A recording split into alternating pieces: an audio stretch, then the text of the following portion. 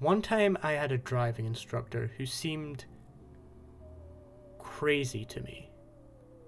He was talking about how you gotta feel out the road and have a light touch. It was far too much talk about vibes for any sort of lesson.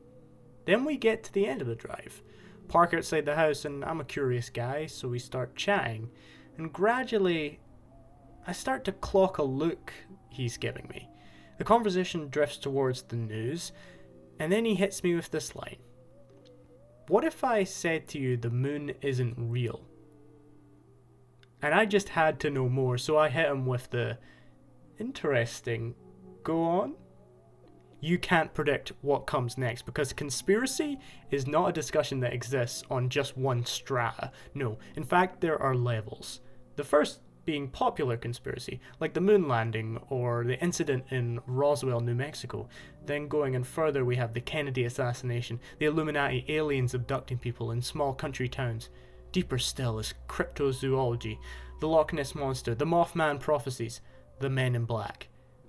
At the very deepest level of conspiracy, all of science and reality becomes fiction. Flat Earth, hollow moon, lizard people, and mind control chemicals. I really want to know how you get that far into the scene. In my mind, it's got to be a snowball effect, right? Where you believe one thing and it gives way to another and then another until you've reconstructed your reality. Personally, I can understand the appeal. Getting into it can feel like discovering a new world beyond what's true. There is conspiracy, and that's intoxicating. And there is a pre-existing community waiting for you, ready as ever to confirm your ideas. The internet is good at that in general, but I digress. This isn't the only example of this I've had in my life. Numerous taxi drivers on my way back from Edinburgh, just so ready to get into it about how the world is a waking dream crafted by lizard folk in high-up world government positions. The way they speak about their theories is almost evangelical. They defend them like bishops defending the word of God. It's wild. That said, the fanaticism is why I always want to hear more. Hearing someone chat about something they are really invested in, it's kind of hard to get out of some people, so I really want to listen when it happens. That's the barrier that's broken down in this interaction. It makes some people uncomfortable, but I just lean in every time. It's an opportunity for some rare insight into people's thought processes. But it can be problematic if you come at it wrong.